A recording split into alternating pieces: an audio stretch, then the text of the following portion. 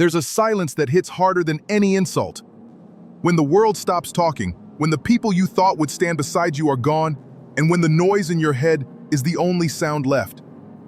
It's in that silence, in the emptiness, that most people break. Not because they're weak, but because no one ever taught them how to fight without applause. You're taught how to celebrate wins, how to smile for the camera, how to talk about success. But no one teaches you what to do when you're sitting in the dark, not knowing who you are anymore, and realizing that nobody's coming to pull you out. That's the truth most won't say out loud. This world gives you just enough hope to hang yourself with if you don't learn how to claw your way up alone. This is where it begins. Not the success, not the peak, but the fight. The real kind. The kind where your back is against the wall and everything inside you is screaming to just give up, to just stay down, to just stop trying because it hurts too much. But deep beneath all that noise, there's another voice. A smaller one, a quieter one.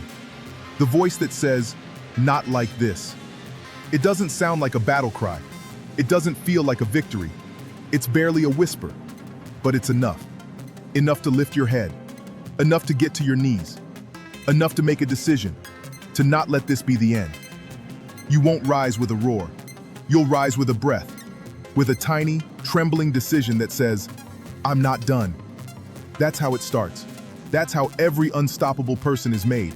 Not through motivation, but through refusal. A refusal to let the story end here. A refusal to be defined by collapse. A refusal to hand the pen to anyone else. Because what broke you wasn't final, it was formative. It introduced you to the part of you that doesn't care about odds or validation. It brought you face to face with the version of yourself that doesn't want comfort. It wants clarity. It wants purpose. It wants war. This isn't about sounding tough. It's about being real. About knowing what it costs to keep going. About remembering that you don't build strength in perfect moments. You build it in chaos, in heartbreak, in solitude. You build it when no one's watching and no one cares. And the people who come out of that fire, they don't need to scream. Their presence is loud enough. They don't need to prove anything. They are the proof. So if you're here, standing in the wreckage, wondering if it's even worth rebuilding, this is your answer. Yes, it's worth it.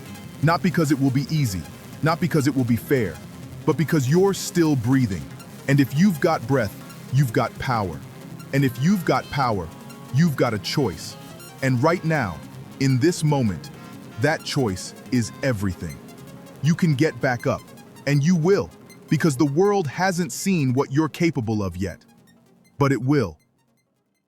It always starts in the quiet, not the peaceful kind, the kind that feels like something was ripped away, like a chapter ended, but no one bothered to tell you what comes next.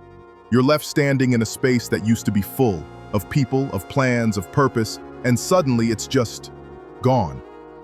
You're not sure what's worse, the loss itself or the realization that nobody's coming to fix it. It hits hard, not like a single punch, but like gravity increasing second by second, until even breathing feels like resistance. You try to hold it together, pretend you're fine, laugh when you're supposed to, but beneath all of it, you feel it crumbling. And deep down, you know you've just hit the beginning of the fall. This isn't weakness. This is the human experience when the mask comes off. You've spent so much time being strong for others, fulfilling roles, meeting expectations, that you forgot you were allowed to feel it, to be angry, to be hurt, to admit you're lost. But here's what they never told you. This part matters. The fall matters. Because this is where everything false gets stripped away. This is where you get to see what's real. When nothing's left but your breath and your will, that's when you meet the version of yourself that doesn't negotiate with pain anymore. You don't rise immediately. That's a lie they sell in highlight reels. You sit with it. You bleed in it. You ask yourself 100 times if it's even worth trying again.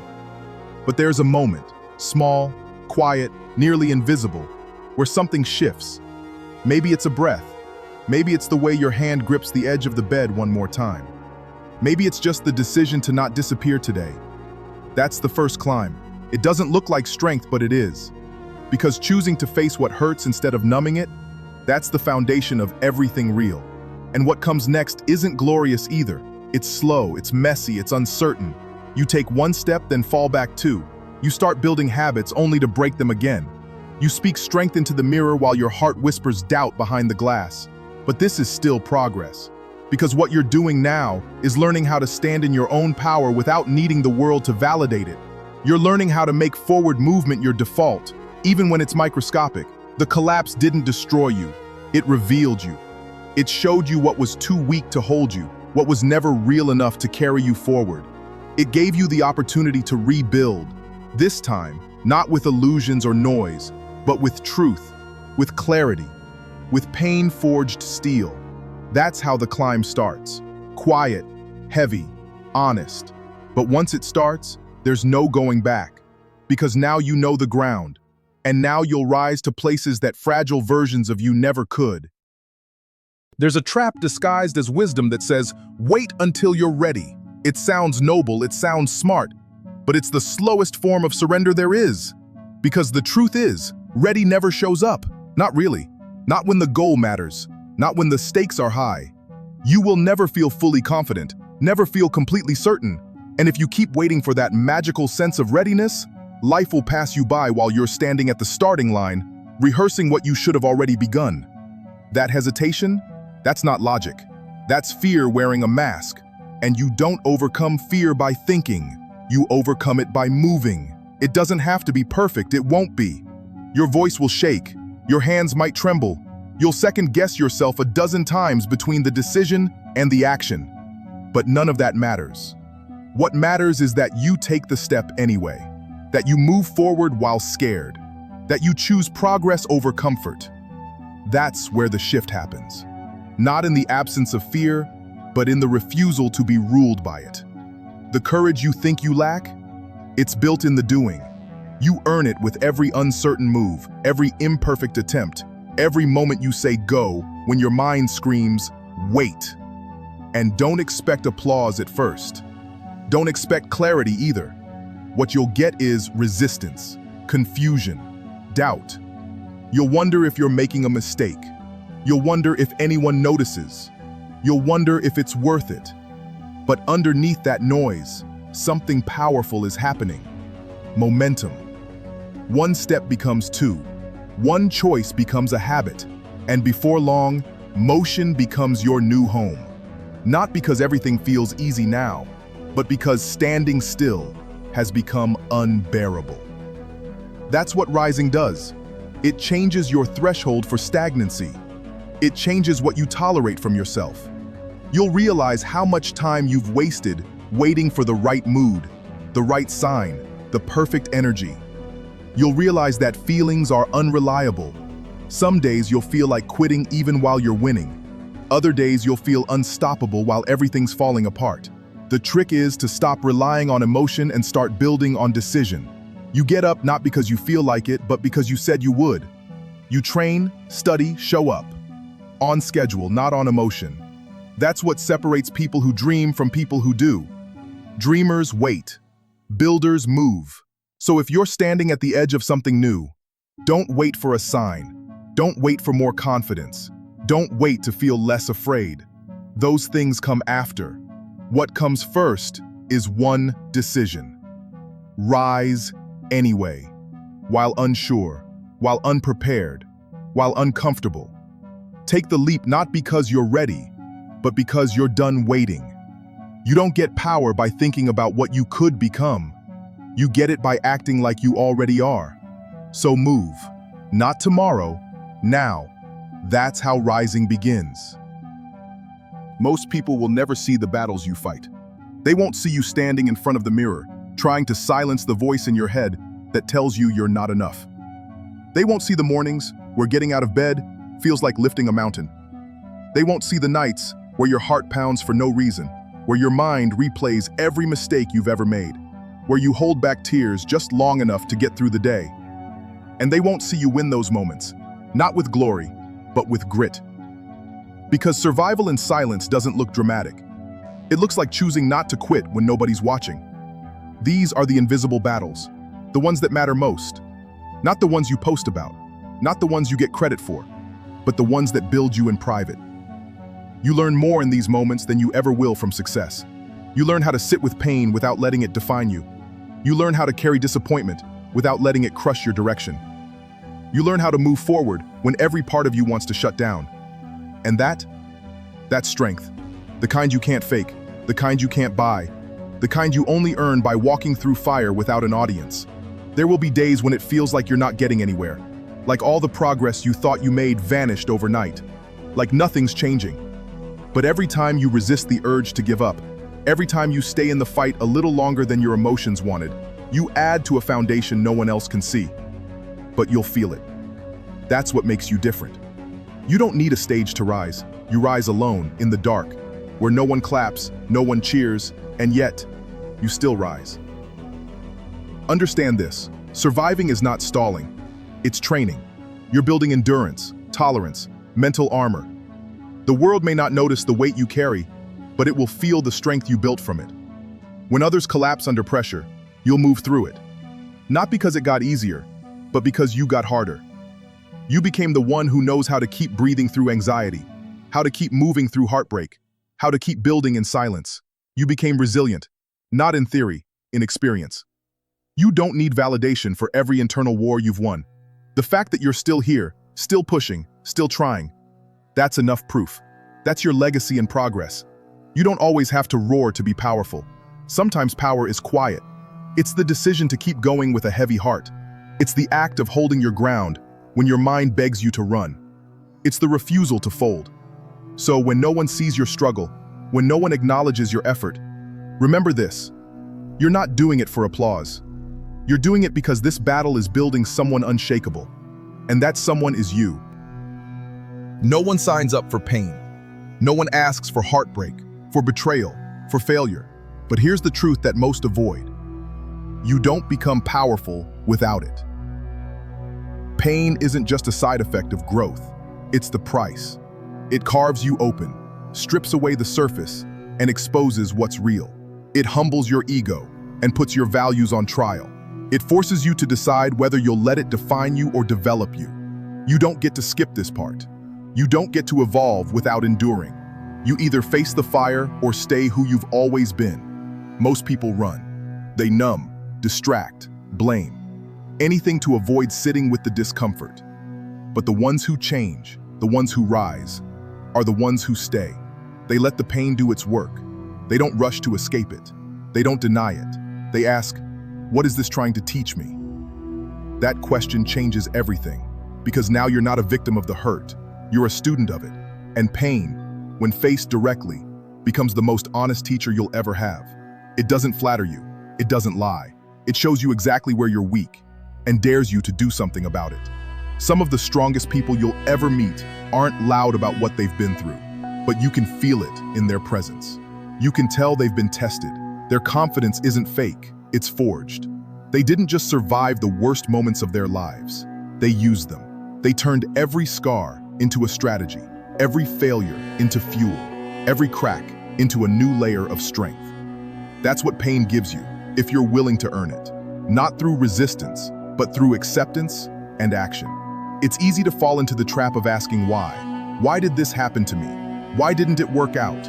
Why is life so unfair? But the truth is, those questions won't change the past. What they will do is drain your energy and distract your focus. A better question is, what now? What am I going to do with this? That's where power lives. Not in what happened to you, but in how you respond to it. You take the hit, you feel it, you process it, but then you pick something up. Discipline, purpose, fire, and carry it forward. The goal isn't to avoid pain. The goal is to let it harden your edges without hardening your heart. To let it teach you how to set boundaries, how to raise standards, how to move with intention. To let it show you what matters and what never did. You don't have to love what hurt you, but you can learn to respect it. You can choose to let it refine you instead of ruin you. So, if you're hurting right now, if life feels unfair and heavy and personal, good. That means you're alive. That means you're in it. That means you're being molded. Stay with it. Don't run. Don't numb it. Use it. Because pain is not punishment. It's preparation. And what it's preparing you for is something far bigger than who you were before it came. There comes a moment when you stop waiting for someone to rescue you. You stop hoping the world will understand. You stop expecting the pain to go away before you move forward. That moment is called defiance. And it doesn't come loud. It doesn't show up like a movie scene with music and lights. It comes in the quiet decision to keep going when nothing makes sense. It comes in the refusal to let circumstances dictate your story. It's not rebellion for the sake of rebellion. It's not anger. It's clarity. It's a fire that burns low and steady. I'm not done yet. Defiance isn't about proving others wrong. It's about proving yourself right. It's not about shouting into the wind hoping someone hears you. It's about walking into the storm because you've already decided nothing's going to stop you. People will doubt you. Let them. They'll try to minimize what you're doing, question your pace, your path, your purpose. Let them. That's their lens. That's their fear talking, not your truth. You don't need approval to rise. You don't need permission to begin again. What you need is a commitment to yourself that doesn't fold under pressure. The world doesn't hand success to the most talented. It hands it to the most relentless. To the ones who keep knocking after the door's been slammed, locked, and bolted. To the ones who take rejection, setbacks, and silence, and keep showing up. That's defiance in motion. You don't break through with one big act. You break through by showing up consistently, when it would have been easier to disappear.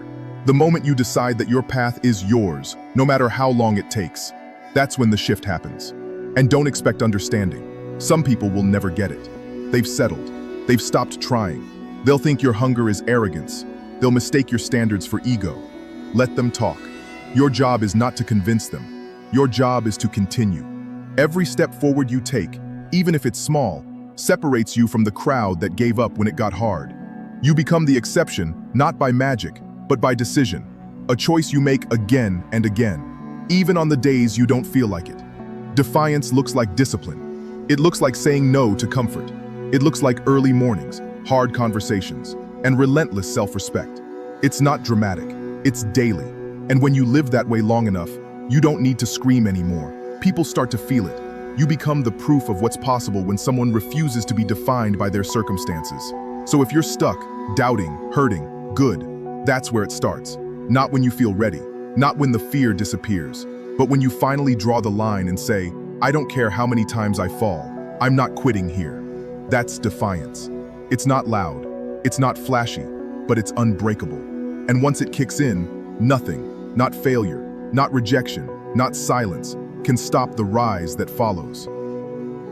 There's a turning point in every journey, where you stop blaming the world and start facing the mirror. Not out of guilt, not out of shame, but out of truth.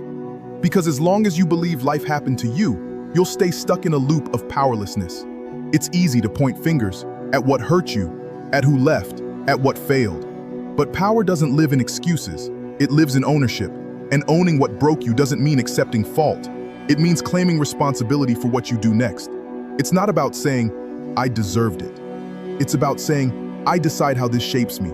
Most people avoid this part. They'd rather rewrite the story, soften the truth, make someone else the villain so they don't have to feel the weight. But nothing changes in denial. You stay bitter. You stay fragile. You stay waiting for someone to come make it right. And that wait, it drains you. It turns years into regret.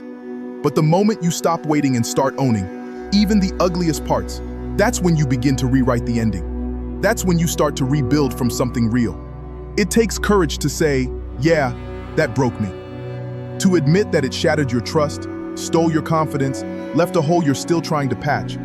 But that honesty is the gateway to freedom. Because now you're not hiding from the wound, you're working with it. You're building around it. You're using it. And when you do that, something changes. That pain loses its grip. It stops being a weight and starts becoming a weapon. Not a weapon to hurt others, but to carve your way forward with clarity and direction. The truth is, what broke you introduced you to what you're really made of. Not what you were pretending to be, not the image you held up for the world, but the core, the grit, the fire beneath everything that was once polite and polished. That's who you are now. Not because you asked for the pain, but because you outlived it, and because you chose not to let it define you, but refine you. There's power in saying, that happened, it hurt, but it doesn't get to write the rest of my story. There's power in showing up broken, but still building, in being bruised but not bitter, in letting the past inform you but not imprison you. You become someone who doesn't need to hide their scars, because you've learned how to wield them. So if there's something in your story that still haunts you, own it. Drag it into the light. Don't wait for healing to feel good. Most of the time it won't, but it will make you free, and from that freedom comes strength. Real strength. The kind that isn't loud, but unshakable. The kind that says, I faced what tried to destroy me, and I'm still here. That's not weakness, that's transformation. That's the start of becoming someone the old you never believed you could be. There's a dangerous belief that says you have to feel motivated to act, that the right mindset, the right energy, the perfect wave of inspiration will hit you, and then you'll move. But if you wait for that, you'll wait forever, because motivation is inconsistent. Emotion is unstable. Some days you'll wake up ready to conquer the world. Most days you won't. And if you only move when it feels good, you'll never finish anything that matters. What builds a different life isn't emotion, it's discipline. The kind that doesn't care how you feel, it just shows up. Discipline is doing it anyway. It's getting out of bed when you'd rather hide under the weight of everything on your shoulders. It's showing up for your workout, your craft, your goal. Not because you're hyped up, but because you made a promise to yourself. That's where strength comes from. Not from energy spikes, but from consistency. Not from passion, but from persistence. Because long-term change doesn't need loud effort. It needs quiet commitment. You'll have days when your mind screams, take it easy. You'll have voices, internal and external, saying, you deserve a break. And maybe you do. But here's the difference. Discipline doesn't argue with feelings. It doesn't negotiate with tiredness or doubt. It moves. It acts. It trains. Even when the mood disappears. That's the edge. That's the separation. That's how winners are made, not by feeling great, but by executing through every emotional storm. The more you rely on emotion to drive action, the more you'll live at the mercy of your environment. One bad day can unravel everything, but when discipline takes over, bad days still happen. They just don't stop you. You become untouchable in your momentum. You start stacking wins, not because life gets easier, but because your standards get higher. And eventually, your results don't rely on willpower. They come from habit, from identity. You become the kind of person who follows through, no matter what. And don't mistake discipline for harshness. It's not punishment, it's freedom.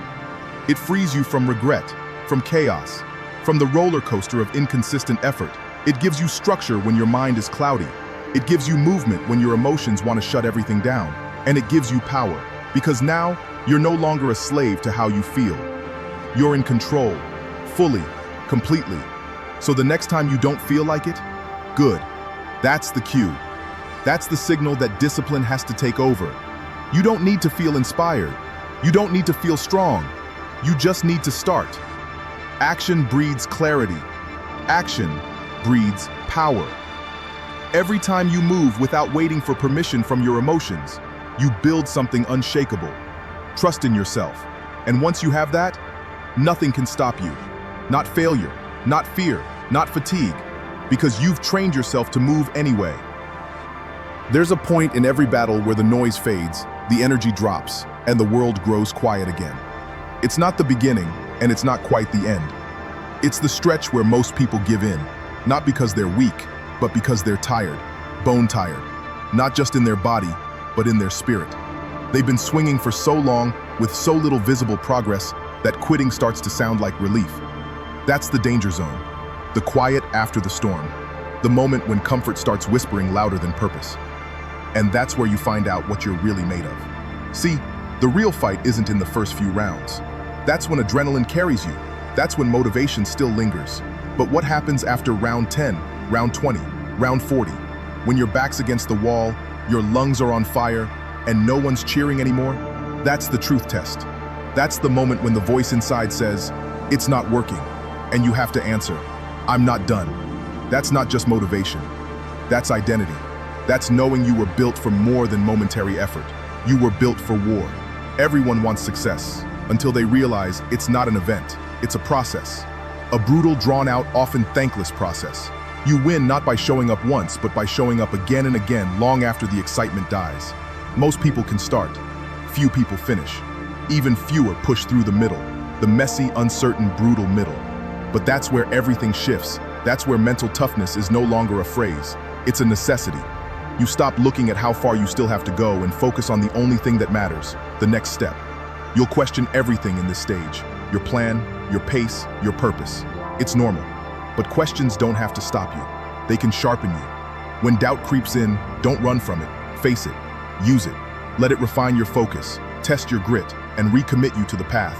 That's how you outlast the doubt, not by pretending it doesn't exist, but by moving anyway. And maybe no one's clapping. Maybe no one sees how hard you're trying. That's okay. This chapter isn't about applause. It's about endurance, about learning how to dig into the reserves most people never touch.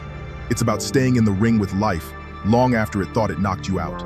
Because here's what they don't realize. You're not tired because you're losing. You're tired because you've been fighting with everything you've got, and you're still standing. So no, the fight isn't over. Not even close. But neither are you. You've come too far to fold now. The pain, the silence, the doubt, it's all part of it. And if you can survive this part, you're unstoppable. Not because you feel strong, but because you refuse to stop swinging. And that choice, that's the one that changes everything. You've been knocked down. You've been ignored, doubted, broken, bruised. You've had days where it felt like the world was daring you to quit. But guess what? You're still here. And that fact alone changes everything. Because if you're still breathing, still standing, even after all of it, then you've already done the hardest part. You survived. You kept going when you had every excuse not to. You held the line when it would have been easier to walk away. And now, you owe it to yourself to finish what you started. Not in silence, not in fear, but with fire. You didn't crawl through all that darkness just to stay in the shadows. You didn't climb out of those holes just to settle at the edge. This is the moment where survival turns to dominance, where getting by transforms into taking over. You're not here to endure life, you're here to shape it. You're here to take everything that tried to break you and build something no one can shake. That requires more than strength, it requires decision. To no longer play defense with your life, to step up, swing hard, and own what's next. And don't fall into the trap of comparing your progress. What others did faster, louder, or earlier doesn't matter now. Your path was never meant to look like theirs. Your pain was personal, so your power will be too. You win in your way, in your time, with your scars. And those scars, they're not signs of weakness. They're evidence of what you've been through, and proof that you never stayed down. Every line, every mark, every healed wound is a reminder. You were tested, and you chose to rise. So what now? You finish. You push harder in the final mile than you did in the first. You hold nothing back. You speak with clarity. You move with urgency. You become that version of you that fear tried to silence. The one who keeps going. Not because it's easy, but because it's necessary. Because this isn't about hype. It's about truth. It's about knowing what you fought for and choosing to own it. Not tomorrow, now. And don't let the small voices around you shrink the fire inside you. Don't wait for someone to say you're ready. You already are. You've been ready since the first time you refused to break. You've been ready since the day you got up, when quitting felt easier. The evidence is everywhere. You're just too close to see it. But I see it. I see someone who has every reason to win. Not because life got easier, but because you got sharper, stronger, relentless. You're still here. That means your story isn't over. That means the page you're on now, it still matters. So don't fade out. Don't pull back. Don't soften your fight now. Go all in. Use everything you've got. Finish loud. Finish hard. Finish free. Because survival was the beginning. Winning is what happens next. And you've earned it.